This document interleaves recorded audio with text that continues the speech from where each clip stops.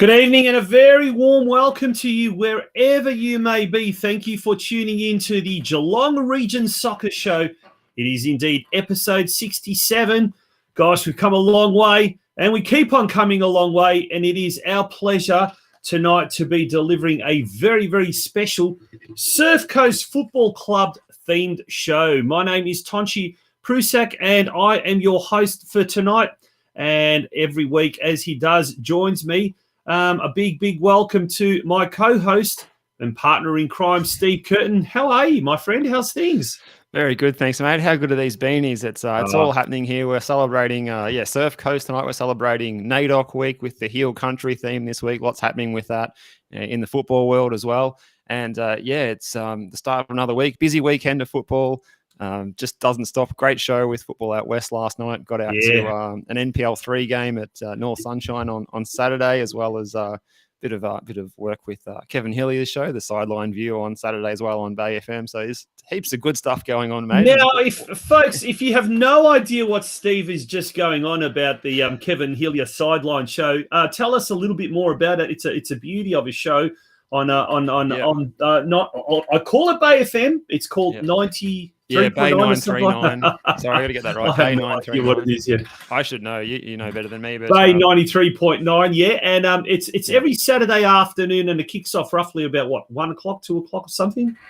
Yeah, I think it starts at 1 or 2. But anyway, we talk local soccer at 2:30. So if you wanted to catch up on the headlines on Saturday and the games that are going on over the weekend, you can listen to Bay 939 and hear there. But it's a show. Kevin calls it the hamburger with a lot, because it's got sport and it's got music and everything that he likes. So with a real focus on local sport from with the Geelong connection at local leagues and things, but also how that transcends to, the international sporting scene sometimes as well, with our sporting stars doing well on a wider scale.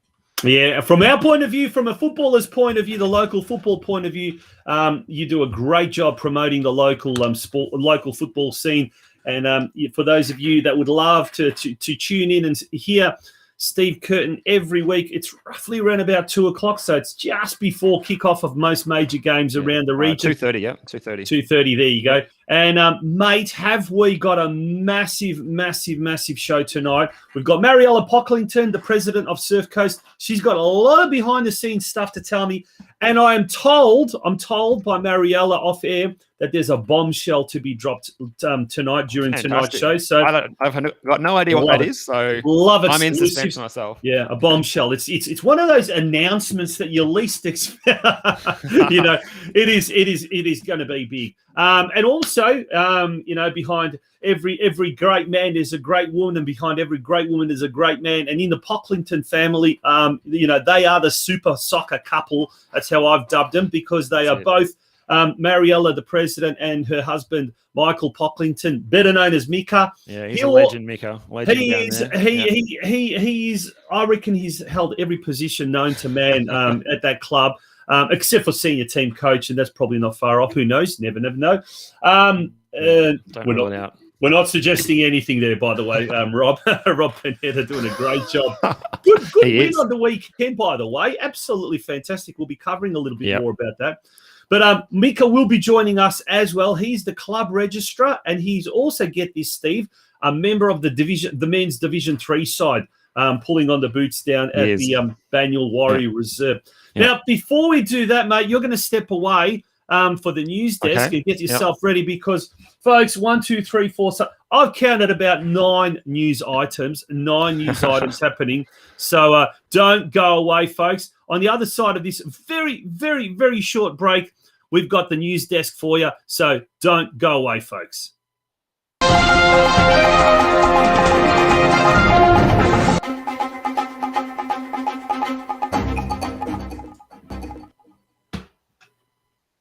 All right, let's get into the news desk, because as Tonchi said, there are so many items to get through tonight on Monday, the 5th of July, 2021. And we're going to start with a bit of a chat about Geelong Galaxy's Scarlett O'Connor, who's made a significant achievement there, and you can see her on screen there, all smiles, holding the trophy there. She's a member of the under-13 NPLW team.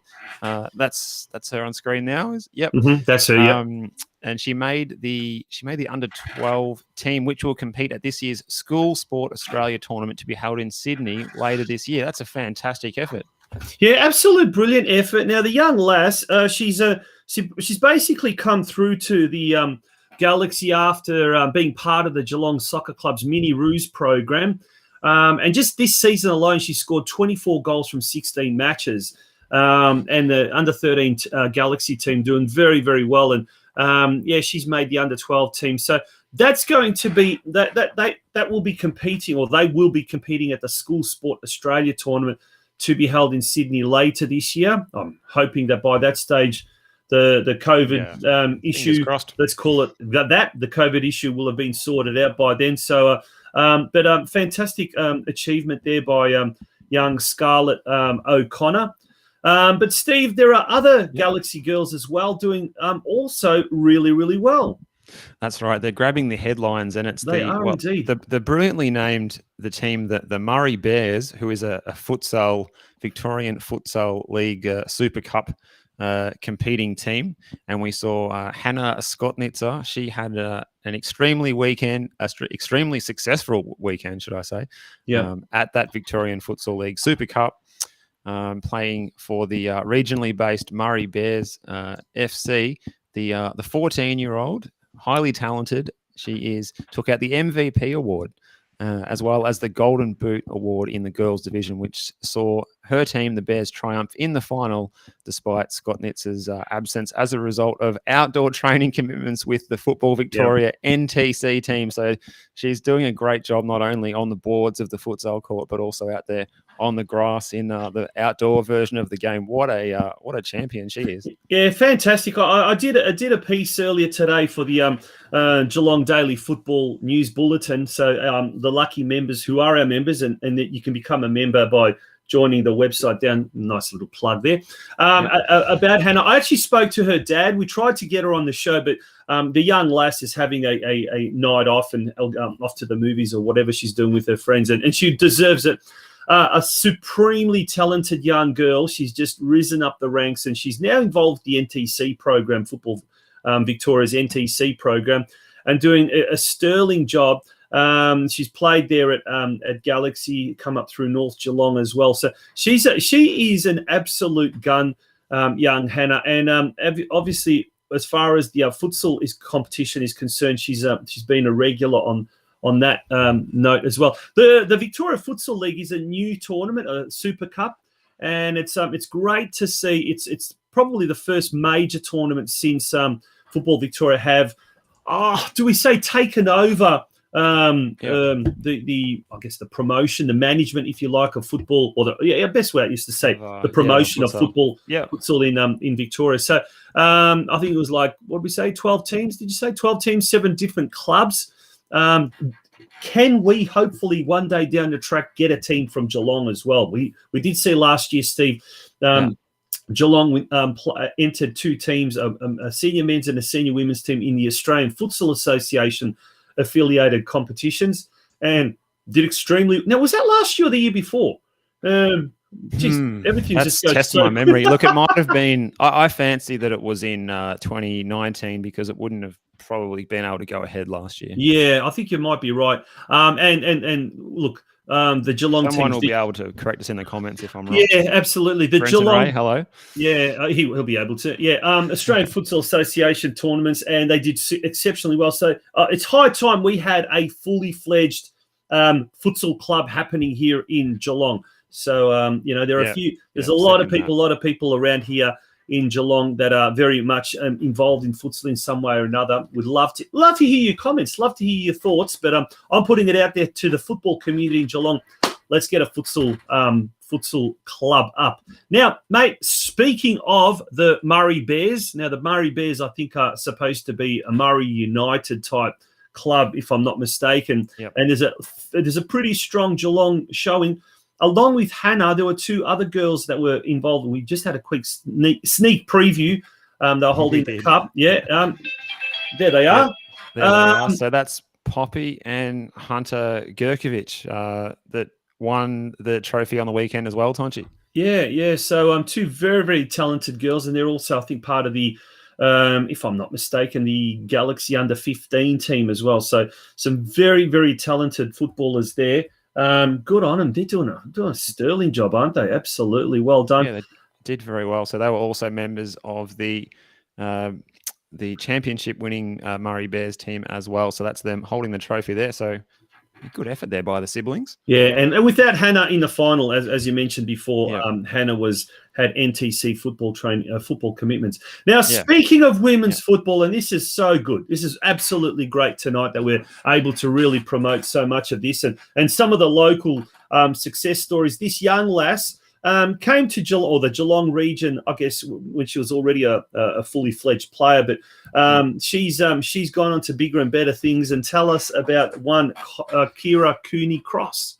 Yeah, well, Kyra Cooney-Cross, she has been selected. You can see her there on your screen in the Matildas kit. She has made her Matildas debut already, well and truly a established player in the team now. Had a fantastic season with Melbourne Victory. Obviously scored the winning goal in the W League grand final direct from the corner kick, which I believe is referred to by those in the know as an Olympico. Well, she's going to the Olympics now and representing Australia in Japan in the games that start in less than a month's time, I believe, now as well. So they're in full preparation mode. She's made the squad, but local significance there. Her sister Marley is an under-15s player with our feature club tonight, the Surf Coast FC club. So Kyra's been involved at Surf Coast, and I think the whole family's been involved at some point down there too. So a real good local connection. I'm sure everyone down at Banyule Warrior Reserve will be watching with a keen eye as to how the Matildas can go. I think they've got a difficult group over there in the Olympics in Japan, but it's a good test for them leading into what will be the hosting the World Cup in a couple of years' time. Yeah, absolutely. And look, another a Socceroo. There was a Socceroo as well. Adrian Leia that lived on the Surf Coast as well and worked his way up to the Socceroos, and now we've got a fully fledged Matilda as well from the region. So, and there's a little bit of a I guess a homage paid to Kira by the Surf Coast Football Club, and there you can see that was popped up on their what do you call it? The social medias, of course. Yeah, the social media. So SCFC would like to say a hearty congratulations to Kira Cooney-Cross, who just won the W League Young Player of the Year award and was equal runner-up in the W League Highest Award, the Julie Dolan Medal. Kira is the sister of current under-15 girls player Marley, and her other sister Shani and dad Jai are both former Surf Coast FC players. Congratulations, Kira. And obviously she has also now been selected to move to go to the Olympics. So great stuff there. Absolutely fantastic. Yeah, that's right. And she's not going to be making up the numbers. She's going to be a key player in that, probably in the starting 11 in all of the group games, I suspect. So, yeah, keep an eye on how she performs. Yeah, absolutely. She'll be really in the spotlight, really lighting up Tokyo. Speaking of lighting up, I guess, one of the local grounds, we've talked very much about this facility that's just constantly improving, and it's so good to see. They recently got lights, and now they're going to get a magnificent new scoreboard as well, and there's going to be a bit of a ceremony happening this Saturday. Tell us about that one. Yeah, so this Saturday at the Lara Recreation Reserve, then you can see that on your screen, at 12:30, we're going to see a new scoreboard unveiling at the ground there. So get along this Saturday as the club's going to unveil the new scoreboard, which is named after their first ever life member of the club, which is Alberto de la Cruz. It'll be the Alberto de la Cruz scoreboard, and that's going to be happening at 12:30 there before their home matches that are taking place that day. So exciting stuff there at Lara. The facilities, they've sort of gone from, just playing in a bit of a paddock, and they've just gradually progressed their way. They're going to have a stadium out there in no time at this rate. Yeah, it's fantastic. It's great to see, and they're doing so well. The men's team is doing so well in State 5. And the women's team is doing extremely well as well. They're sitting third in State 2 of the women's competition. We'll go a little bit later on in the show when we go through our roundup. And we've got a big roundup to get through. So we'll move on right away. But the next one, and that's Lara United. So great to see Alberto de la Cruz.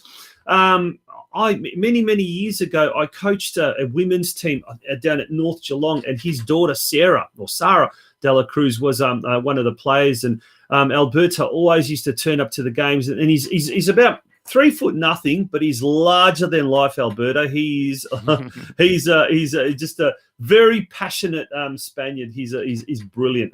So it's great to see him being the first life member at Lara United that he's actually been recognised in this way. So yeah, get down to Lara United's club rooms at Alcara Avenue in Lara. That's at 12:30 p.m. this Saturday afternoon, mate. How can we talk about football if we don't talk about the Euros? Yeah, well, you mentioned a proud Spaniard, and well, it's the time to talk about Euro 2020, because Wednesday morning we've got Italy playing Spain at 5 a.m. for a spot in the final, and then 24 hours later, England versus Denmark. And from what we understand, you can catch that game, we think this is right anyway, you might be able to confirm this, at Bell Park Sports Club, Italy versus Spain. And I believe at Myers Reserve, you might be able to catch England-Denmark. But just confirm that with the clubs. Is that what you've heard? Well, that's what I've heard. I know that up until now, all the Italian games have been broadcast at the Bell Park Sports Club. Tried to get a hold of Bell Park President Rose Piratina earlier today, unsuccessfully.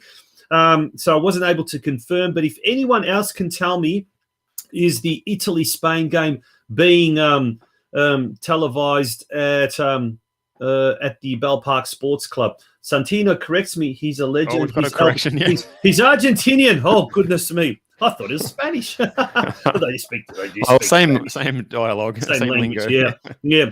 But different continent. Thank you, Santino Marmone. And Santino's a very happy man. I saw him out at Hume Reserve on Saturday. I took in the first half of the Corio versus Brimbank Stallions game. And I did say to Santino and Corio President Mario Gregorio, they were both very, very happy, not only from the fact that Italy was doing so well, but the night before Geelong was doing so well in the footy. Both loved their cats, and both obviously loved the Azzurri. And I said to him on the day, I go, who are you going to be supporting? Are you going to be supporting Corio? Are you going to be supporting the Italian-backed Brimbank Stallions? They both looked at me with a funny grin on their face. But, Italy, Spain this Wednesday, mate. Very quickly, tips. Yep. Who do you think will get through in that one? I'm not going to change from my prediction of last night. Italy to get through in that one. And I think you might be right. I think Italy will just squeeze through Spain. Yeah. But the big one, England, Denmark, that's the next morning. And we believe that's at the Geelong Rangers up at Myers Reserve. If we could get someone from the Rangers to confirm whether that screening is going to go ahead. Good time, by the way, isn't it? 5 o'clock, you can watch that and then go off to work. If you're an early bird, yeah, that's not too bad. If you're getting caught out watching the likes of Ben O'Connor, the Aussie winning stages of the Tour de France in the evening, it's not a great time zone to get up, time slot to get up for. But if you can get to bed early, it goes all right, the 5 o'clock kickoff. I'm sure many people from a more of an agricultural background wouldn't complain about 5 a.m. kickoff at all. No, that's for sure. I'll tell you what. Back to the game itself. England versus Denmark, mate. Who do you think will win? Unfortunately, I'd like Denmark to get up, but I think England will win by a solitary goal. And yourself, I think you're on the same page with that one? Well, I don't know. It's a tough one. I did introduce a new word last night on the Football Out West show, and I'm calling it the pommy wobbles. So I believe, they could strike at any time. I just got that gut feeling that Denmark will be riding the crest of an emotional wave with everything that happened with the much publicised Eriksson situation. I think that the further they go into the tournament, the stronger that sentimental, or emotional tug, and I reckon, look, if they can get over England, I reckon they could be the dark horse to win it this year. Not to say that, look, I think Italy are playing pretty good, but and England, 4-0 against Ukraine. And look, people might think, Ukraine's a walkover. Not necessarily. They're a pretty good club, a pretty good team. So for any team at this latter stage of the Euro 2020s, to be able to defeat someone 4-0, things are clicking well with that English team. So it could be anyone's game, but really looking forward to the end of this. But now, mate, with all the focus on Europe, we've sometimes forgotten in our own backyard that the next phase of the World Cup is about to be ushered in, if you like. Just last week, we had the draw of the two remaining World Cup groups, or if you like, the World Cup qualifying groups. We'll bring that up on stage. We'll bring that on the screen. There we go. Take us through those two groups. Yeah, so Group A, we've got Iran, South Korea or the Korean Republic, UAE, Iraq, Syria, and Lebanon. So that group there, apart from Korea, very much a West Asian group. And we've been drawn in a group that features predominantly East Asian countries. We always seem to get Japan every time without fail. We always seem to avoid Iran. So we've got Japan again, Saudi Arabia, China, Oman, and Vietnam. So not a bad draw. We fancy ourselves in that one, but we're not going to get too confident and predict, a progression, an easy progression, I don't think. What about yourself? Yeah, look, it's the top two automatically get through. The third place team then enter a playoff. So I'd say they enter a playoff against the other third place team. I'm looking at Group A and I'm thinking to myself, Iran, yep, tough. Korea, yep, tough. And possibly Iraq there, although Syria have given us a bit of troubles in recent years. United Arab Emirates, you'd think were pretty easy. Lebanon, pretty easy. So it's probably those three that would qualify as in the top three. Now, in our group, this is a tough one. Japan's always going to, in my opinion, have the wood on us, unfortunately, but that's just how the land of the rising sun is progressing and moving at a good reasons for that. Yes, extraordinary pace. Extraordinary pace. Saudi Arabia, I'd think would be a weak link out of those. Maybe look, in my opinion, Vietnam and Oman, forget them. China and Saudi Arabia, look. China still got a long way to go, but they are plowing probably billions of dollars into their football. And look, as is the case with a lot of these, even in the late 80s, mid to late 80s in Europe, when you had the communist bloc and Eastern Bloc countries, a lot of that money was being poured into their sporting teams to really to show that national pride. And China, look, they've got a lot of money, a lot of resources, and from what I'm told, the leadership there is soccer mad, football mad. So it's only a matter of time before they overtake us. But will that happen this time round? Look, I think Australia will finish second, but it won't be that easy. I think there will be a few curly games, but the key is that those games against clubs, countries like Oman, Vietnam, you must win those games. You cannot afford to draw them. The other thing that we don't really know, Steve, is where are the games going to be played? Is there going to be hubs? Are there going to be home ground advantage? I mean, you think Australia being relatively safe, that they'd play a lot of their games here. But then again, I don't know. I'm not so sure. I don't know.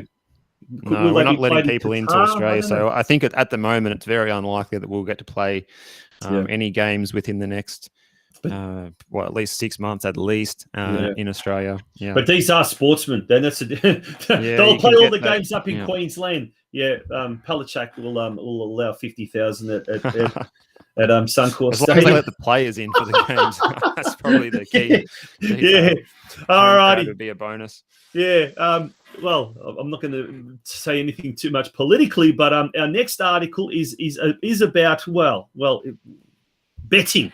So there's a lot of words that conjure up when you start to talk about football betting, but there's a local connection with an article that appeared in today's The Age, suggesting some lower leagues in Australia could be subject to betting agencies covering them and offering odds on some of these games, including State League 1 and State League 2. Tell us more, Steve.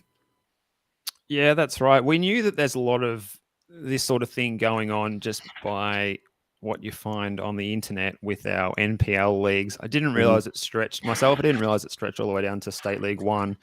And if you read this article here, it points out that it's hard to believe that these players who, are paid not much, if anything at all, they're certainly not professional players, are the subject of overseas betting. It's quite concerning that it could be a thing that could easily, you can see that picture there. That is actually at Quarries Park there with Corai when they're away kit playing against Clifton Hill, and you can see the gentleman in the background there keying in some information. If you watch this video that's embedded in this article as well, I'm not sure if you caught that one, Tonchi. There's a little snippet there of a journalist going and confronting someone about what they're actually doing with their phone on the sidelines in a match that's at Kevin Bartlett Reserve, and it takes a bit of a turn for the worse, that discussion. Obviously, the faces are blurred out for privacy reasons, but it is interesting, and it's probably something that we need to find a way to stamp out of our game, because it is a risk. We've seen incidences before with what was that team that used to be in the old VPL? That I think it was the Southern Stars, and people were convicted, and it was pretty serious. We don't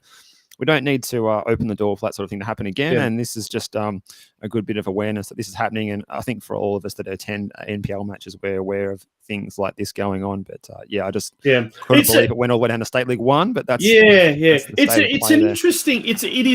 opens up a really interesting conversation here, really interesting discussion. I'd love to hear what people think out in our viewers, what their thoughts are about this. But this article is actually not a bad. It's quite a good article, and it shows both sides, and it actually quotes one fella who used to work for some of the betting agencies and what and he actually says, look, the reason why a lot of these overseas betting agencies are turning their attention to Australia is because here the integrity, the way things are run, it doesn't allow doesn't promote that environment for match fixing. Now, look, that can quickly change, as you said, so rightly said. Yeah. It has happened in the past, but if it's well regulated and well controlled, one of the guys that's mentioned in the article is the general manager of Football Gold Coast, Damien Bresic, who I know personally. Actually, I know Damien really well, and he actually made a really good point out. They actually get $20,000 a year. And they were actually not approached by a betting agency. They were, in fact, approached by Football Queensland, who basically said, this is we're signing up this data agreement with this mob, blah blah blah blah blah. And they're getting $20,000 that they're able to invest in the local game. Now, I know someone like Corio Soccer Club. They really their international profile has increased dramatically over the last 2 years because of some of the players that they've got, some of the imports playing at Corio that they've managed to attract here. And they've got a very good sort of standing, particularly in the UK through, some of them, MJ Monaghan and some of those players that have come over the last few years. So that increased profile helps clubs like that, and particularly clubs in State League One who are looking for quality players that maybe they can't find here. But, and this is the big but, it has to be very much, I don't know if the word regulated, or it has to be very strongly supervised so that there isn't that kind of opportunity for something sinister to happen. And I think we can't deny it. It happens. We're obviously it's out there. We've seen it happen at NPL games where these data analysts are there providing scores. So there are good things about it. And look, let's face it, Bet365 or Sportsbet or whatever the case may be, they're everywhere. They're, these days you can bet on absolutely everything and anything to do with sport here in Australia, but it is so heavily regulated. And I think as long as the lid is kept on that and it's well controlled and all of that kind of stuff, then it's not a bad thing in my opinion. But yeah, there's always that danger that something sinister could happen. That's my take on it. Steve, yours? Yeah. I think it's something to be aware of. The article is well written and looks at both sides of the agenda, as you said there. So, I don't really have anything further to add at the moment, and I hope everything that is happening is above board. But I like how it sets the tone of someone walking the dog along the Diamond Creek, and then they pop up to an Eltham Redbacks match, and there's someone there doing, betting in Russia. There you go. Our local leagues on the global stage. The best is when one of the guys in the article, I think the Fitzroy City president says something along the lines of, "Why the hell would anyone want to bet on us? Yes. You've got hopeless players or this or that or whatever." Players that can't. He said we had players that are not capable of running out a full match. Why would anyone want to place bets on this? That's a comment of the year that's for sure. But absolutely. There's you just want to make sure that it is all above board. We don't want the filthy, whatever you want to call it, those filthy dirty dollars making their way into any level of football, especially when it comes down to the local game as well. Mate, anything else? Have we got anything else? Oh, so many things. I had one other thing here. We've got a young lady from Geelong Rangers, Kendra Ball. She is the eldest daughter of the club secretary, Michelle. She's hoping to ride 50 Ks in the month of July to raise awareness for autism. Mm-hmm. She's previously played for Rangers and done a bit of coaching of the mini roos. She now works there in the canteen, helping Lynn and supporting her younger sister there from the sideline. So she's aiming to raise $500 on her way. And obviously it's pretty bleak weather to be out there on your bike. So it's this time of year, so it's all the more a good effort by her. So you can get over to this link here, rideforautism.org.au, and make a donation to support Kendra on her mission. And good on her. Excellent. Folks, don't go away. We're going to take a very, very short break. When we return, we'll be talking to the president of the Surf Coast Football Club, Mariela Pocklington. Don't go away.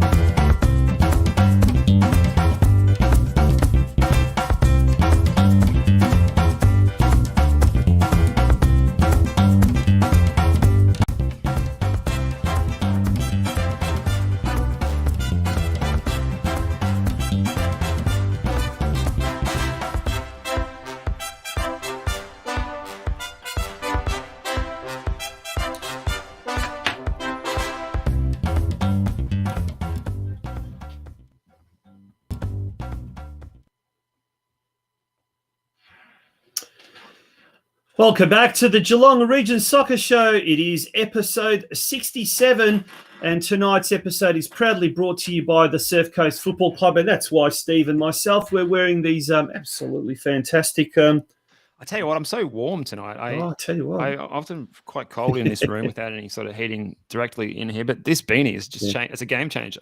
Yeah, and it fits very snugly. I have to just pull up the ears so I can hear properly into the...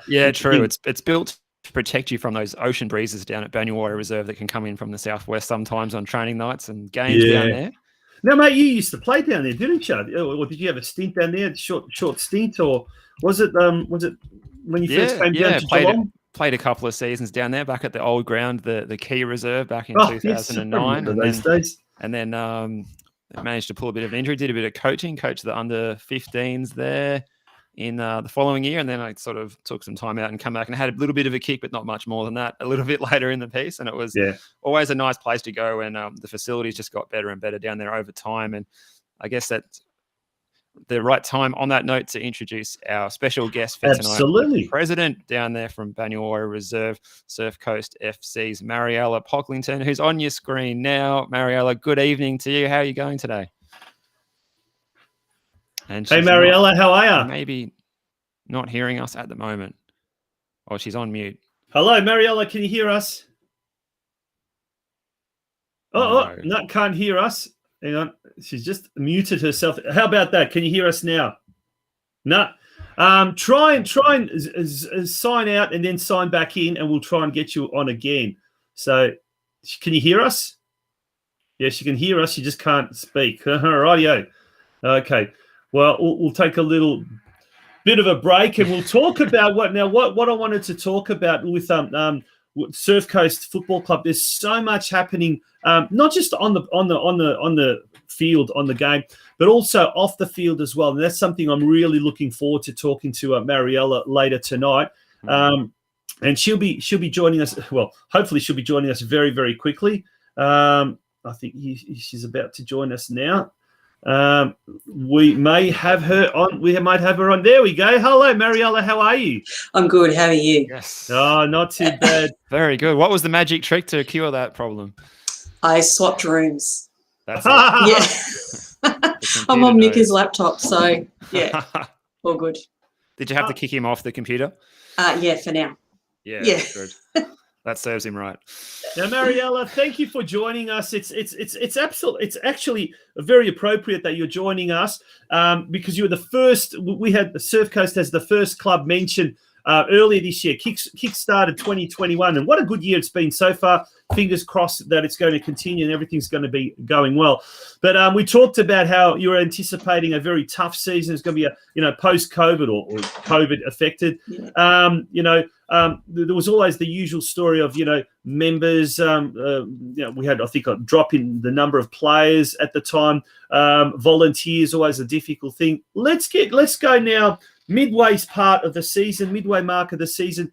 How's the club travelling? It's almost the time to give us a mid-season report, isn't it? A progress. Yeah, it is. And yeah, I think for us, the surprise was we're actually not that far off what our registration numbers were in 2019. I think we're brilliant.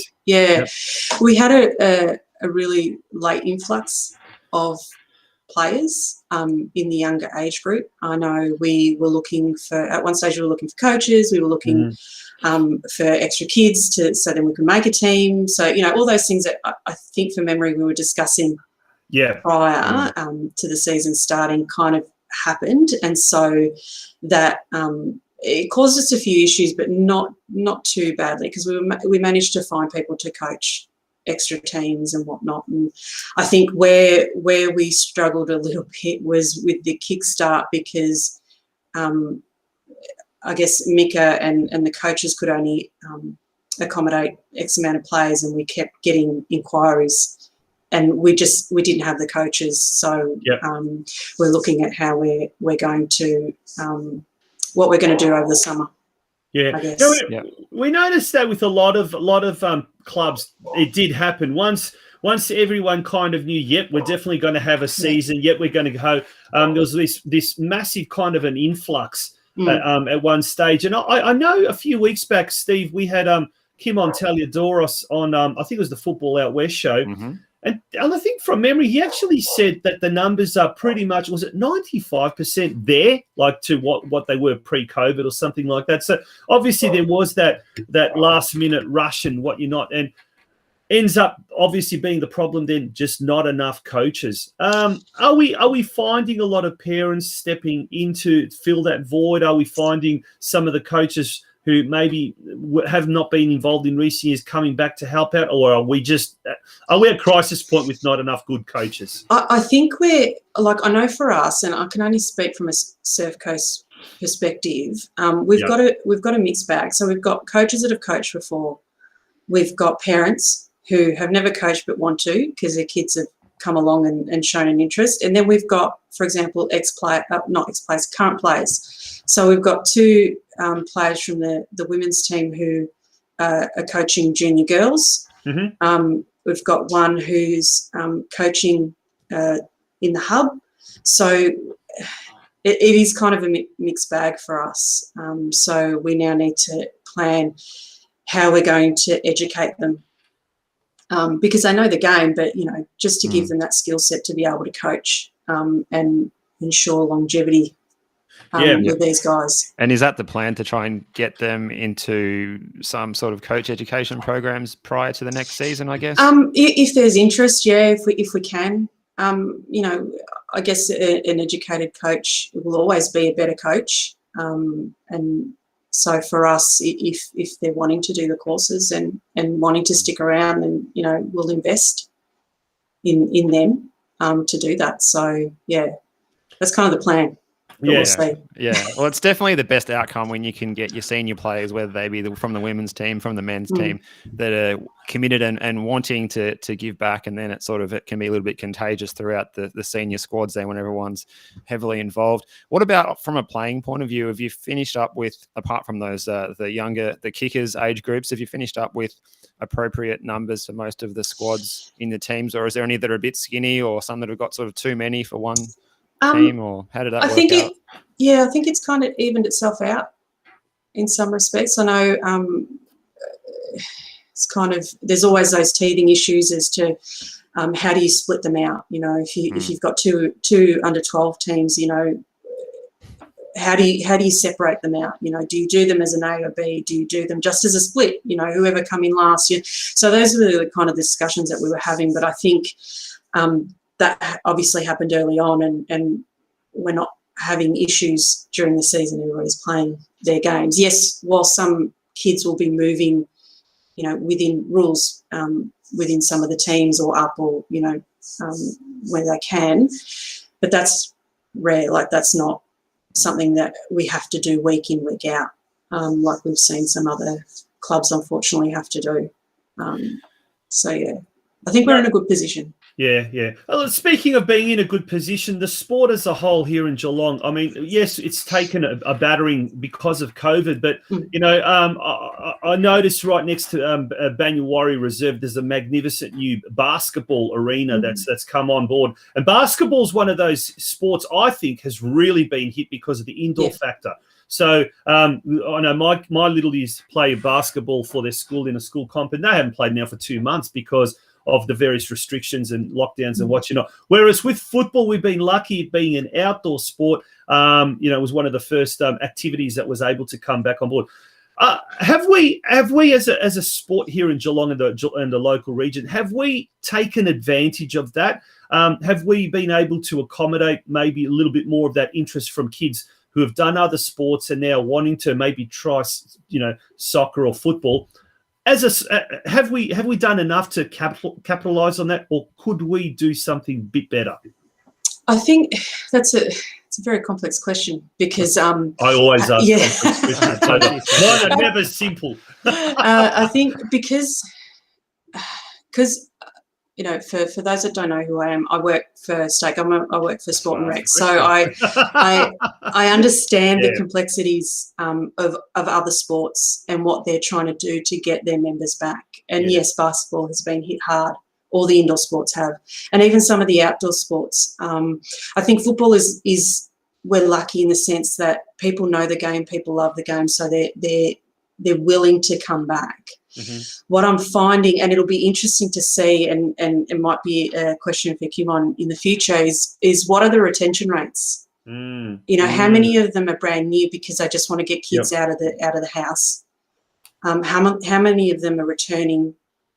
You know, in speaking to some of the parents, you have some of them going, well, you know, we actually, you know, after the very extensive lockdown, we realised that life is nice when we've slowed down. So, you know, the kids are only picking one sport, two sport, not the multitude of sports that they're doing and activities. So there's a huge shift in the way parents and families think about activity. You know, do they want it structured? Do they want social? So those are the things that I know at work we're trying to find out. But from a local football point of view, yes, you know, I've seen clubs trying to accommodate new families. I haven't heard anybody shutting the doors entirely. Like if they've got room, they'll take players. Which has then resulted, yes, in a mixed bag of scores and results. You know, you see some of those teams that in the past, you know they're up there. They'll always be up there. But that's changed now because they may not have the same players. They've gone to other clubs, or they just haven't returned at all. So, I mean, it's early days to figure out, you know, what's happened there. But, you know, those are the questions that kind of need to be asked. Yeah. I know it's funny because, like, you know, COVID has affected so many things in positive ways and in negative ways. And I know, speaking to one former female coach who's taken a bit of a break. He was saying at his particular club, they got smashed with the amount of pregnancies. Actually, people that got pregnant, and they weren't able to field. I know we laugh That's about true. it, but when you got I love it because it happened to me a few years ago, so don't worry about it. 5 or 6 players automatically go in that whole period last year, that 12-month period. And guess what? Bang, there goes your team.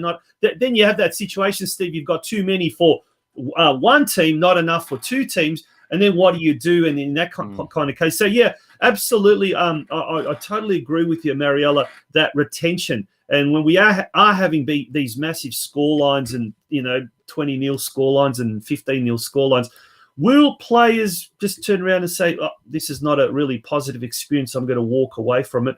Or will they sort of stay and say, oh, okay, we'll go stick out with it because we do love the game, but next year we will play at a kind of a level that is more suitable for us? I don't know, but it opens up a good conversation. Yeah, it does. And I think after this year, the year after such an extensive break, there'll be teething issues, and clubs will then be able to see if they can reclaim those players that they've got this year, then they'll know better what they have for next year and what needs to be done to, put them in a division that might be relevant to them, or whether, is it extra coaching? Is it, there's a whole range of things that each club will need to consider, I think. Now, we'll pop some photos up there, Mariela, of some of the juniors over the weekend. And in fact, the junior girls, there was a social media posting put up during over the weekend, some great results, including the junior girls. Tell us about some of the results over the weekend. Yeah, I think, and even some of the results for me, I find surprising in a pleasant way. The girls are, from all accounts, are really enjoying the season. I don't think there's anybody that's grumbling. They're just happy to be back. And even if they're not winning, they're still happy. They're still coming to training. They're still wanting to play. So it's been, and they all train together as well during the week. So I think that's helped. Yep. So they're not kind of on their own in a dark corner. They're all together. It doesn't matter what age. Look at the look of determination there. That's brilliant. I love seeing that. Yeah. Absolutely fantastic. Yeah. Now we're hearing some the under-12s drew 1-1 with Barwon. The under-13s defeated Lara 2-1. And the under-15 girls won 6-0 against Drysdale. Is that the under-15s there on the screen that we've got there? That's yes. And then we had the senior women also defeat Drysdale 4-1. That's a great result because Drysdale have been a bit of a heavyweight in recent years as well. So that's a great result. How are the senior women travelling? Because you used to coach them. Was it last season? Or was it not last season? The season before, wasn't it? Yeah, season before. Yeah, they're doing really well, and I think we've had a huge turnover. So a lot of them are young. They're from the juniors. So this will be their first year in senior women's football, and sometimes that can be really difficult, because, they're now playing 90 minutes, some of them, and they're playing up against women. And that can be daunting for a lot of them, without them realising that, at 15, 16, they're actually quicker than some of the older ones. And they can actually run rings around them. So they just need to develop that confidence. And I think each time the senior women play, you see that they're developing and they're getting better. And they're gaining that confidence, which is awesome. Yeah, absolutely. Mariela, moving the chat into facilities now, and just a very serious point here. I know that you and Mick are, big dog lovers. The club is supportive of a dog park down there in the Surf Coast Drive somewhere, and that will help the club at the facility as well, I understand. Yeah, so we've got a problem with COVID. There's a lot more people that are walking their dogs, which is fantastic. As somebody who owns a German Shepherd, we know the need to walk your dog. The problem is that there's certain bylaws within the Shire that if we have the pitches booked, it then becomes an event, so your dog needs to be on lead. And unfortunately, there's a handful of owners of their dogs who don't care. We've had some players scratched We've had balls being chased. We even had one dog. We lost a net because one dog got tangled in a net. Oh, gosh. Just because they're not putting their dog on a lead because they don't care. And look, and this is not for everyone. There's the majority of dog owners who are doing their part and they're doing what they're asked to do. But there's a lot of them. There's a lot of dogs on those pitches because you can easily close the fences and it becomes their own little playground, which is great because you can let them off lead and that's fine. But if you've got kids training there, some of the speaking of kids, speaking of little one. An extra guest on the panel. Yeah. Or was that Mika just trying to get out of the camera shot? Actually, speaking of Mika, a few years back, actually, I was down at Banyul Warrior Reserve. Hello, what's your name? That's it, Valentina. It's a lovely name. I remember a few years back, I was watching a game there, a seniors game, and this dog's just come up and just sort of started, kind of like, I won't say rubbing against my leg, but whatever. Yeah. And it actually happened to be your dog. And there's Mika goes, I'm sorry. I'm so sorry. So, okay, it's all right. I think he was just trying to give me a little bit of pointers about who was the best player. But but all jokes aside, we have seen an estuary reserve down at FC Leopold where they had the fence enclosed and it became a unofficial dog sort of a park. And the club there, they were really, really sick of dog poo-poos being dropped around the place and all of that kind of stuff. So is that something that has also been a problem there at Banyul Warri? Yeah, it is. And look, and council don't want to put plastic bags around there, which is understandable. But at the same time, as dog owners, and I'm the same, we carry bags around. Like it's part and parcel of owning a dog. So hopefully it'll the petition will help and the council will come on board. All right. Well, on facilities, in another note, I think last time we spoke, we chatted a little bit about the ownership of the space down there in the club rooms and not having your own dedicated space where you can feel like it's really, truly your home 12 months of the year. What's the latest update on that situation? So they're currently...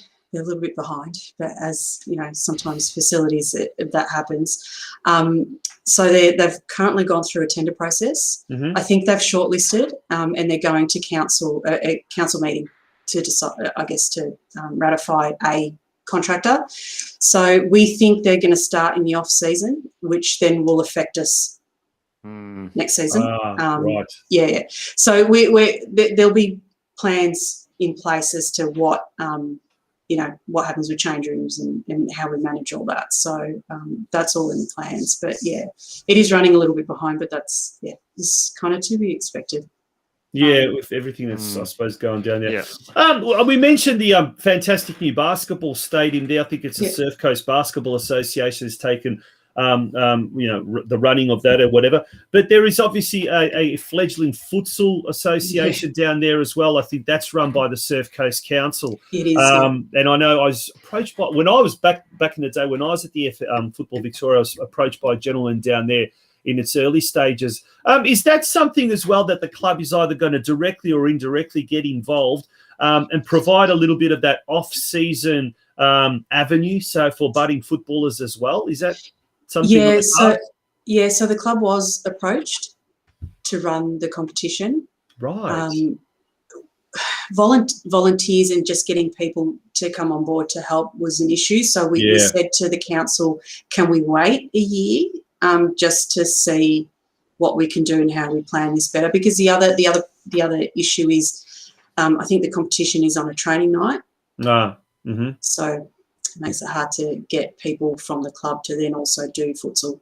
Yeah. Is there an appetite, though, from within the club to have something, say, in the off-season? Like, obviously, there are, it's hard to do soccer 12 months of the year, but we are now starting to see, particularly last year, the rise of soccer sevens or summer sevens, as they were starting to call it. And obviously, futsal has been a big thing in years gone by, particularly in the city of Greater Geelong venues down at Barwon Valley and Leisure Time. Is that something that possibly could open up an avenue for football in the off-season down Surf Coast way? Yeah, so we are looking at different things to do over the off-season. So that might be something, and I know I'll need to pick that conversation back up with the Shire before the season ends. But there's nothing concrete at this stage. It's just that they have asked us. We just weren't able to do it. Yeah.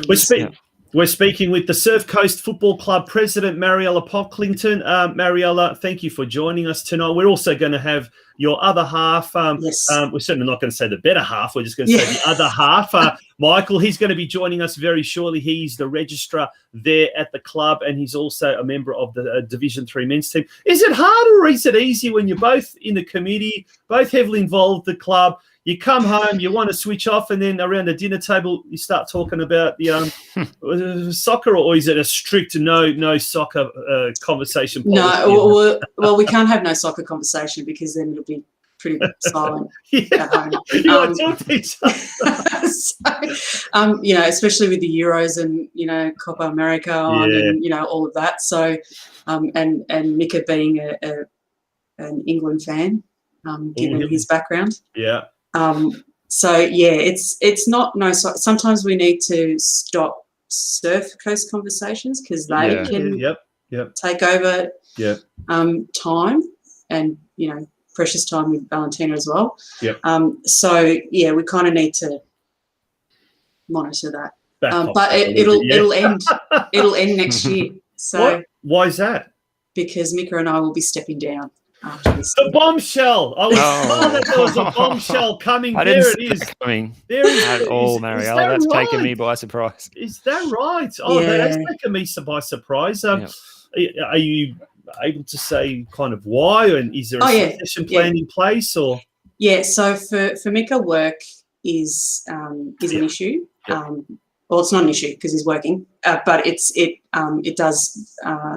His work is. As far as time zone goes, it's all over the place, and it does make it difficult for him to sit on a committee.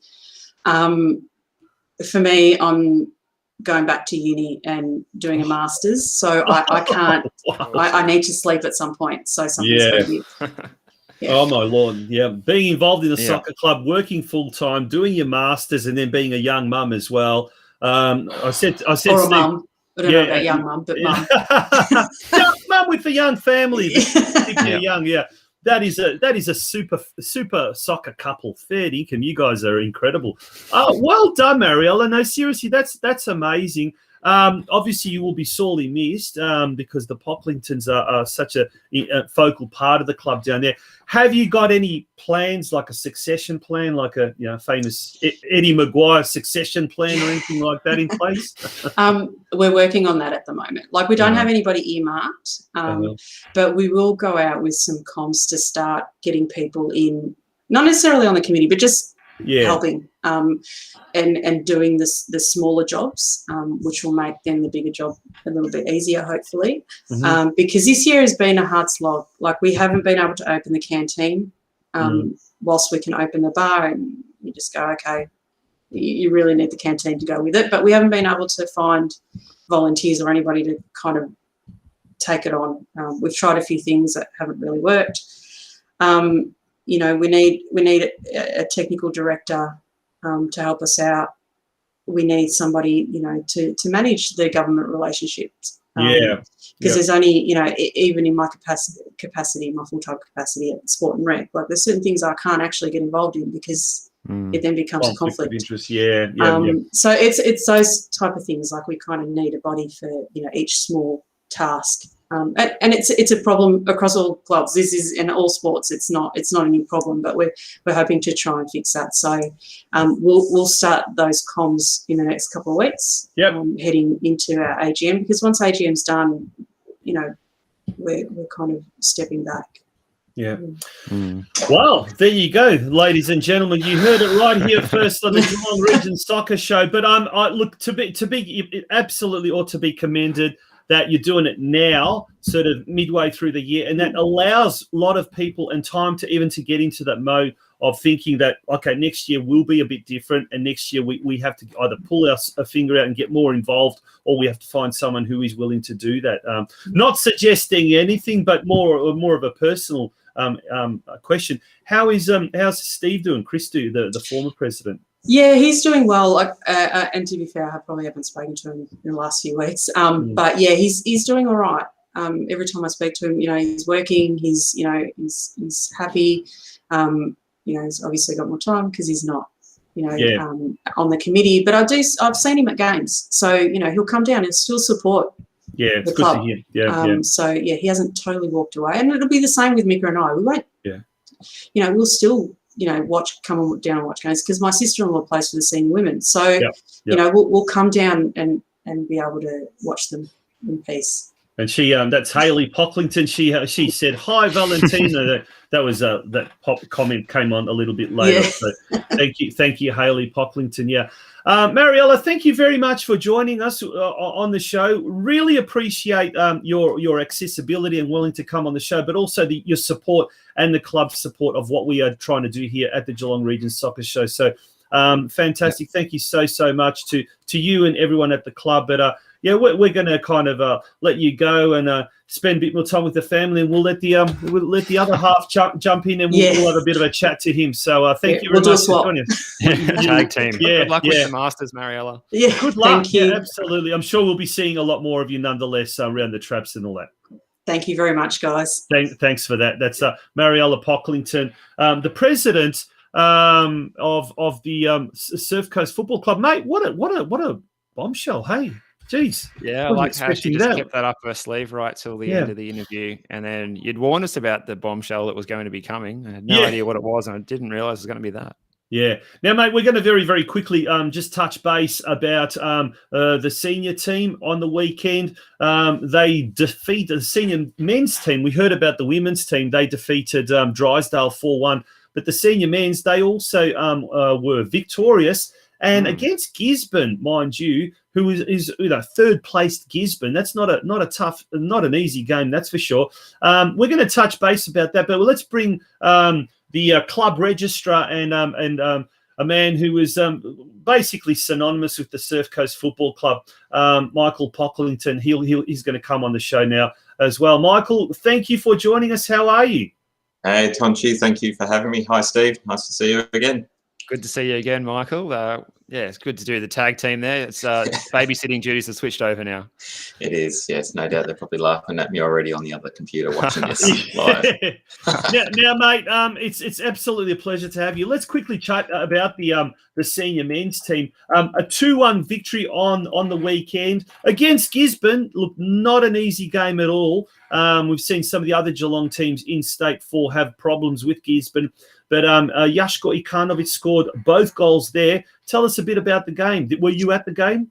Look, no, I wasn't at the game, but I did speak to some of the players yesterday after our Sunday men's match. And, the conversation was for both reserves and seniors is, look, it's a long drive. It's, an hour and a half to get there. So we're not coming all this way and not giving it a fair go, because you're right, Gisborne have done very well this year and no doubt will continue to do so. But yeah, so they're like, we've got to get something out of this, and the reserves had a good win, and then 2-1 to Surf Coast, and also very good that Yasko scored straight after Gisborne had equalised as well, which was pretty much straight after kickoff. So from their equaliser, so yeah, look, a good result and definitely good way to respond after what's probably a disappointing 0-0 draw against Golden Plains the week before. So yeah, well done to the boys, and look forward to this week against Caroline Springs. Yeah, definitely. And Mika, is it true that the players were playing in 5 degrees Celsius in the afternoon there at Gisborne? Yeah, that was the other reason why they didn't want to come all that way and get nothing back, because it's even worse in that weather when you're losing. So yes, very, very cold it was apparently on the day. So very cold weekend. Well, there we go. There's the ladder after the completion of round 14, I think it was. Surf Coast mid-table, 7th with 17 points, 5 wins, 2 draws and 5 losses. Look, it's been a sort of an up and down season, as you said. That draw against the Golden Plains the week before, that must have really been disappointing. So much expected, so much promised at the start of the year. Look, it's not to say it's a disastrous season, it certainly isn't. But a mid-table, is that something that the club was expecting this year, with obviously a few player departures and injuries and what you're not. But is it a kind of a realistic position where the team should be at the moment, or should they be a little bit further up the ladder? I guess with any team, you would like them to be higher up. But I think what is positive from my personal perspective is that, numbers for the teams at the start of the year was very high in terms of registrations. I think we had, in total 38. Wow. And some have, gone to other clubs or have, stopped playing. But, so that's a positive because, again, I used to fill in for the reserves from time to time and then play a season. And it was always disheartening to turn up and you might be lucky to have 11 players or, drawing a name out of a hat as to who's going to be goalkeeper. So I'm liking the fact that the reserves have, or the Saturday squad have very good goalkeepers in both teams, and then also good numbers, and the reserves are also doing very well, which is pleasing because that pushes the seniors on as well. Because if you don't have that fighting for positions, that can also impact the senior team in that regard. So I'm especially happy, and might be biased, but I'm especially happy for the reserves because there's a lot of reserve players that have been there for years and have had those disappointing attendance at training or game day to now be having a good squad and a good bunch of players. But it's a young team for the seniors as well, with some great experience with like Yasko, like you just mentioned. So yeah, I mean, I think it's challenging this year because of COVID stop-start season, but again, that's the same for all. And I guess also what's interesting is, normally in this division, you normally have a runaway leader. Whether it's been Sebastopol in the past and Brimbank Stallions from a few years ago, then won back-to-back promotions. This year it does seem quite tight at the top, which is very interesting to see. Laverton at one stage sort of threatened to pull away, but I guess in recent weeks we've had those that. Well, I guess it's become a lot closer. But look, all it takes is a couple of good runs and a couple of bad runs from other teams, and anything's possible. Bell Park are thereabouts. They had a good win on the weekend. But look, they're out of the Geelong teams. They seem to be the one closest to that fight for promotion. Have they got it in them? You guys have played them a couple of times this year. Have they got it in them to fight for promotion, Bell Park, or have they been a little bit too inconsistent? I think all teams have been a little bit inconsistent at times. I mean, I guess us beating Gisborne probably wasn't expected, and who knows what we can do against Westler strikers on the weekend. But look, Bell Park are always up there, right? And if they've got a decent striker to put away the goals, then that makes a big difference. And obviously we have that with Yasko now, which is obviously been a great thing for us. So who knows? But I guess you can always say the next 3 or 4 games will really see what teams are really going to have a chance and which ones are going to sort of just peter out to mid-table. But we're certainly not looking down. We're looking up, and who knows if we can build on that from next season and keep some of these juniors, our under 15s, which are young. Yep. But they're doing very well this year, and if that means that they can then start feeding into the Saturday sort of team, that's what we should be aiming to do as well as a club. Yeah. Steve. All right, now moving on, Mika, to the Sunday teams there. You got the Div 1 team in the men's. They had the bye on the weekend, but the men's Div 3 went around yesterday afternoon. Just tell us a little bit about how the mood's going in the dressing room and the match day experience there at Banyulwarri for the Sunday teams. And I see yesterday as well a high-scoring match, 14 goals, 12-2, and a familiar name, M. Pocklington, on the score sheet in that one as well. Well, this is why I'm on the call today, Steve, for this exact reason. Can you tell us about the goal? Was it from 30 yards? Look, I was playing centre-back to begin with, and just time your run. So a bit of Josh Stones and Harry Maguire inspired. But John Stones. But no, look, the Sunday men overall, I mean, that yesterday was and you mentioned it before about the windy conditions at Banyulwarri, and it was freezing there last night and drenched in pouring rain. But I don't mind that. But it was tough conditions. But we had a good win, and Colac, we're a great bunch of guys as well. It's always a pleasure to play them home or away because they're always a good bunch of guys and a good club, and hopefully they keep building on their junior program as well. But Yeah, look, this year with the Sunday men, in the last few years, as Mars mentioned before, with work, I struggled to make pre-season because until the clocks changed from a time zone perspective for my work calls. But it was great to get there before the season started, and you've got like 38, 40 players at training. It's phenomenal numbers for two teams, but with Sunday men, you need that many to field two teams each week, especially with the rules of competition and changing from one team to the next, and abiding by those rules. So it's great numbers, but it's really good bunch of players from both teams. So it's good to play with this group, that's for sure. And I certainly enjoy playing with the Div 3 guys who we're doing well, and we've got it's a strange fixture this year. Saying to the guys yesterday, and we've got I think 7 of the 8 games in a row at home. And then 5 of the last 6 are all away. So, if we're going to do something, we've now got a good chance to play a lot of home games and see what we can do. But, the boys really enjoy it, and that's the thing. And, we don't, it's a good encouragement with one another. There's no abuse. And, we've had Sunday teams in the past where things can be a bit messy, not in terms of discipline with the ref, but just, verbal stuff between each other. And you don't win anything like that if you're treating your teammates with disrespect. But it's this bunch always encouraging. It's really good fun. Now let's move back to the Division 3 of the Sunday League. I'm noticing, look, at the moment the way it stands, Surf Coast, so you guys are in 9th position. And normally you think, oh, geez, 9th, that's pretty far down the table. But in a 15-team division, that's actually mid-table. You're doing actually really well. In hindsight, should FFE have split that up, or should they have done the Division 3, Division 4? Because 15 teams, and dare I say, I've over the years I've seen a few Division 3 games. They are still very, very competitive, aren't they? And some of the quality of some of the teams, Geelong Soccer Club, they've got Sean Marn playing for them, and a couple of other players that once upon a time, just not that long ago, played State League Div 4. So there's some very good players even playing at that level.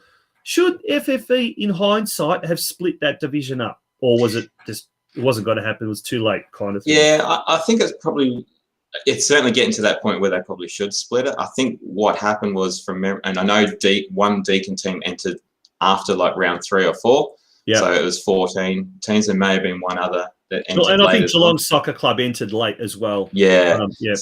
But I think if you're getting to 14 or 15, then split it, because again, whether it's an 8-team league or a 15-team league, you're not going to play everyone twice. Yeah. But you'd rather play teams twice and some 3 times than one team once and one team twice. So I think our last game of the season is against Barwon. That's the first time we played them. So that's just an unusual fixture, but it is what it is. Yeah. Just happy to play 18 games, that's for sure. Yeah, for sure. I know. I think speaking to someone from Armstrong United, and they said they had something like 44 players at one stage on the books, and it was too much for 2 teams, not enough for 3. But if they had, if there was a 4th division, so to speak, they feel they could have got quite a fair few of the veterans that took part in the Masters comp pre-season to make it a 3rd team, and then they kind of quite easily could have had that 16th team. So maybe that's something for next year. Maybe that's something to think about next year. But that's not your problem, because you're not going to be on the committee, we're told.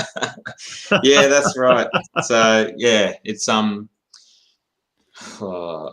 done 4 stints on the committee. So no one's done more years on the committee at the club than me over those 4 stints. And Mars has only been president for 1 year, but been on the committee for 5 or 6. So, and I am biased, but I've served under every president at this club, but there hasn't been someone who's got all aspects of football covered in terms of governance, administration, coaching, equality, and not just gender equality, but treating and spending time with all teams, regardless whether it's Saturday men, women, or juniors, and good communication as well. So I think that comes across when you've spoken to her twice on this show this year. So look, if obviously Mars is doing her master's degree, and if she wasn't, then another 2 years of being on as a president or something like that without the challenges of COVID, good things would happen, but good things will continue to happen at the club with or without us on the committee. And we'll still, as Mar said, we'll still be around. I'm still. Yeah. If Valentina's going to do mini-roos, the Kickstart program, no doubt I'll continue to be the coordinator for that, and still playing Sunday men until my knees or whatever says no. So, but yeah, I'm still going strong. Until the weather starts to turn -4 degrees instead of 4 degrees. Yeah. Lucky no Sunday League in Gisborne. Yeah, that's true. Yeah, that's when I'll pack it up. Yeah, absolutely. Mate, thank you very much for spending some time with us once again. And we reiterate what we said to Mariela early in the show. Thank you to yourselves and to Surf Coast for backing what we're trying to do here. I know speaking to a few football people over the weekend, and they just lament the fact that there just isn't enough publicity in our game. And there's so many great stories. And Steve, we were at wit's end how we're going to cover all of the news stories we had today.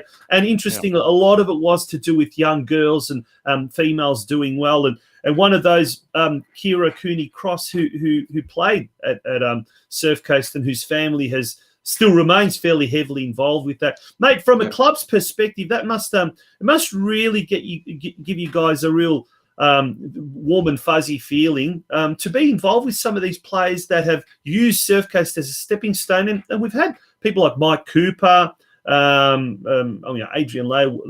I guess was he involved with Surf Coast? I know he lived down there, but not really. But he is now. He's like a hub coach, for his daughter. So that's. Yeah. Which is fantastic. So, I asked him if he could still play for Victory this season because we've been so bad. But he's actively involved now, which is fantastic. There you go. And Cooney Cross and her sisters, at the club. So it is great to see, especially when you've got the Olympics coming up and the Women's World Cup coming up in 2023. These stories, for all the region, not just for Surf Coast, is a great thing that we should be pushing. And it wasn't a hard sell to our committee to sponsor this show, and I know a lot of other clubs have done it, and hopefully others will jump on board as well. Absolutely. And the only thing missing is your own club rooms where you can put up some of this merchandise and memorabilia and Socceroo gear and what you're not. And even the Socceroo gear man, Dominic, has been involved with Surf Coast as well. So right. Another person, there's such a strong connection.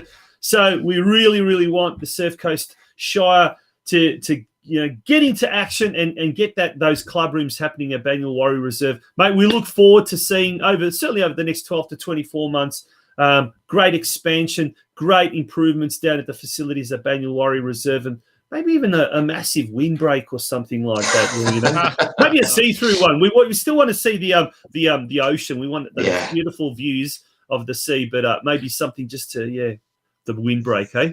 Yeah, don't disagree with that at all. That sounds like a good idea. Absolutely. Speaking of which, I'm actually coming down this Sunday. My little boy's playing down there, so I'm looking forward to that. Really excited about that. Mate, thank you very much for joining us, Mika. All the very, very best to you and your family and to the club down at Torquay North. Awesome. Thanks, Punchy. Thanks for your time. Thanks, Steve. See you later. Thanks, Mika. See you soon. Bye. That's Michael Pocklington from the Surf Coast Football Club. A real family affair tonight. It was great to have Mariela and Mika on as well. Just been a good show. It's a really great insight into a great club, and we're not just saying it because they're sponsoring the show tonight, but they're a really a very ambitious club. And presidents come, presidents go, but they all have got a very good accessibility. They're there for the sport, they're there for the township, and they're there for the club. So it's great to see that real openness. I don't know what you want to call it, but you really feel welcome when you come down to Banyulwarri Reserve, don't you, Steve? Yeah, of course, yeah. And the Pocklingtons are a wonderful family. You can tell from what we've just had to say tonight that they put their heart and soul into it, and they do it because they want to make a difference for everyone who's involved, whether that be at the club currently or in the future, or how the club's perceived within the township or within the greater Geelong area, and they do it very well. And obviously it's a tough task, and they're going to be stepping down, and hopefully they can find someone to fill the boots, and they can do just as well. Yeah. Now we've really spoken a lot tonight. It's been a good show. It has been a fantastic show. We're really, really running out of time. We're going to whiz through very, very quickly just some of the ladders, the divisions, because we've really run out of, like I said, really run out of time. Let's turn our attentions first of all. Maybe let's go to the NPL 2 ladder.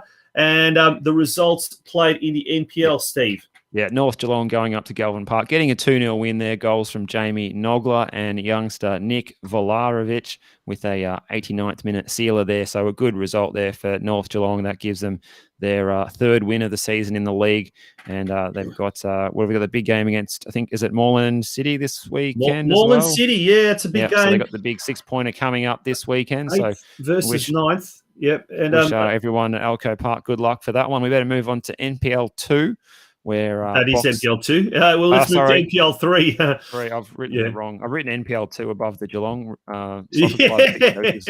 Obviously, did that in a hurry. Box Hill United 1, Geelong Soccer Club 1. Alan Gerrards with yet another goal to make sure that they shared the points there at Wembley Park. So on the road, not a bad point. And here is the goal from that game by Alan Gerrards. I'm not sure how many he's up to for the season. Someone might be able to put that in the comments, but I think he must be approaching double figures. Geez, he's done well, and he scored goals whenever it's really counted, and it was just clinical. It's a tidy finish, yeah. Great view from the VO camera there, yep. Yeah, absolutely fantastic, and that was the Geelong Soccer Club doing really well. So they've got an important game this weekend coming up against Western United, I do believe, at home. That's right. Is that right? This Saturday at 5:30, and if you're interested in seeing some of the youngsters from Western United or seeing the local team, Geelong Soccer Club, or just trying a good kebapi roll, it's the place to be, Stead Park, this Saturday twilight. Yeah. Now we better move on to State League 1. Yep, let's do State League 1. Where you were at the game on Saturday at Hume Reserve, but it was a difficult game for Corio when they played the team who's doing very well in this competition, who's actually just gone to the top because Caroline Springs George Cross had a draw on the weekend with the bottom place outfit.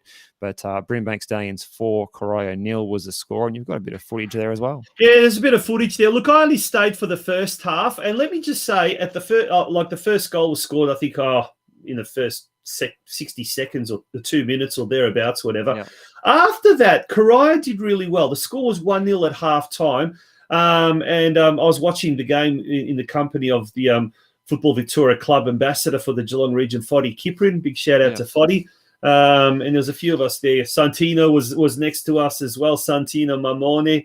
He was a very, very happy chap. And look, let me just say that Corio did pretty good in that first half. In the second half, obviously, I think the superior fitness and quality of Brimbank Stallions took over, and they smashed 3 goals in the second half, and it was a 4-0 win in the end. But having said that, Corio, look, I'll be very, and I said this to Santino, I was actually very surprised. I've been surprised with Corio. I tipped them to be relegated. I said that they were really, really going to struggle, but they did exceptionally well, or they have done so well. And look, they're still not out of the woods as far as relegation. I mean, they're 4 points away from Fitzroy City. Anything can happen. But having said that, they've done really well. The week before that, they destroyed Clifton Hill 5-2 away. And look, this week, I think they come up against, who was it? I can't remember now. This week, they have got Keilor Park away. Keilor Park, that's right. So an important game there. Keilor Park in 9th position. And this is a game where really now Corio can really move away from the danger of that drop zone, the relegation zone. So they can really kind of start to solidify a mid-table position. But they've done, look, first 12 games of the season, they've done reasonably well. There's still a second half to go as well, and they've got some good players there. They have got some good players. So Saturday's game will be really, really important. Now, we're running out of time, so let's turn our attention now to the women as well. We're going to go straight to the VPLW competition. Galaxy hit the road. Geelong Galaxy, and they like hitting the road, don't they? They did well. They didn't do too badly. I think we might have some footage of that game. So they played Southern United there at Salandra Reserve at 3:30 yesterday afternoon, and it was a late goal by Missy McNay. She wears the number 62 jersey, mind you. She scored in the 85th minute to get a share of the points for Geelong Galaxy. So more points picked up on the road there. Well, not plural, but a point picked up on the road there for Geelong Galaxy, which should improve I their confidence. Yeah, I think it happens sort of around about the 84th minute or something like that. So I think at any moment now, you'll see this absolutely fantastic through ball from around the middle of the park. Puts Haley, Melissa, what's her name? Sorry? Missy McNay. Missy McNay. Yeah. And she finishes as absolutely perfectly. Yeah, 85th minute goal I've got by my it was here. So it might still be a little bit off on that footage. Not sure, unless it come earlier than it was forecast. That's the ladder, and we'll stay with that. It was definitely footage. getting dark at this time. It must have been approaching 5:30. Yeah, and look, the Victorian Premier League and the Victorian or the VPLW and the NPLW, the difference in, and mind you, Southern United is a former WNPL team anyway, but the facilities, the grounds, the pitches, there's such a big difference. There's a couple of clubs have got absolutely fantastic facilities, but then there's other clubs that really, really struggle. And I think this is it. I think this is that. Yeah, here we go. What a goal coming up. What a lovely ball. And there's Missy McNay. Look at that. Absolutely perfect. Great goal. They've had it tough with a little bit of inconsistent performances, the young ladies there at Galaxy, but that certainly is a result that I think would give them a little bit of confidence going into the next part of the season as well. So great result there for absolutely Galaxy for the Galaxy. United. And next week they're at home on Sunday to the Casey Comets, who they beat last time around on the road. So let's see if they can repeat that dose at Stead Park on Sunday at 2:00. Yeah, they certainly need a win here, but there is some off-field difficulty happening there at Galaxy. We know that they've been struggling with numbers. Their reserves team, I think, has forfeited several games in the past. And to be honest, things are quite bleak down there. In the off-season, there's going to have to be some major changes made. And I think it's going to, and I'm not, let me just say, this has got nothing to do with the leadership or anything like that. I think Branko Kristevski is doing an amazing job. And I've seen firsthand, the man is involved in so many things. I think he's single-handedly keeping that club afloat. But basically, I think whether it's the culture of the club or it has to become a club. At the moment, it's sad to see, Steve, that even, on game day, you have sometimes 20, 30 people there watching the seniors play, and half of them are members of the travelling team. So it's something has to happen. If Geelong wants a club like that involved at that level, there's going to be some, and it is a shame if they do go down. They've got some great juniors. They've got some great youngsters, but look. If that is the case, it may open up the opportunity for other clubs. Lara's doing well at the moment in state too, but they're struggling to field a seconds team. North Geelong, we'll talk about that actually very shortly, but we'll go into the state 2 women's competition. Lara are doing very well. They're kind of in third position there, but they haven't fielded a seconds team this year. They haven't fielded a team in the local women's division.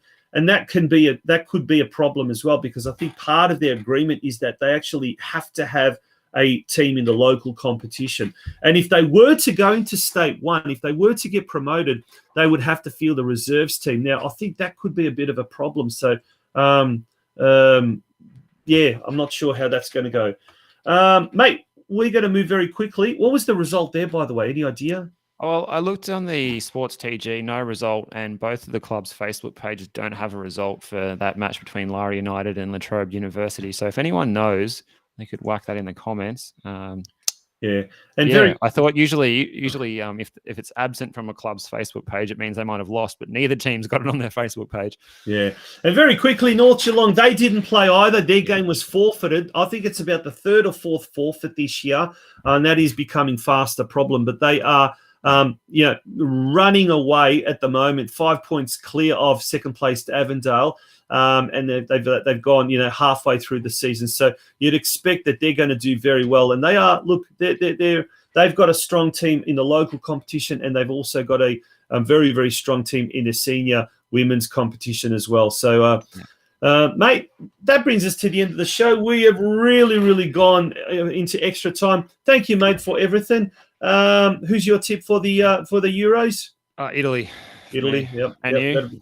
I'm sort of thinking Italy or the sentimental favourite Denmark. Denmark, that'd be nice. England might not. I'm not too sure. To all my English friends, I hope that England does well. To all my Italian friends, I hope the Italians do well. And to all my Danish friends, actually, I don't have any Danish friends. And your Spanish friends too. And my Spanish friends as well, and Argentinian and everything like that. Next week, we will be taking a little bit of a break, end of school holidays break. I will not be available, and as a result, we're not going to have next week. But we will be back in 2 weeks' time with the Geelong Region Soccer Show. But hopefully, we will be around Sunday night, for the Football Out West show. Mate, thank you very much for being a part of today. Well done once again, and well done to everyone at Surf Coast for looking after the programming tonight. Much appreciated, and hopefully we can get some more clubs through before the end of the season. Absolutely. Thank you very much once again to everyone that's been a part of tonight's show.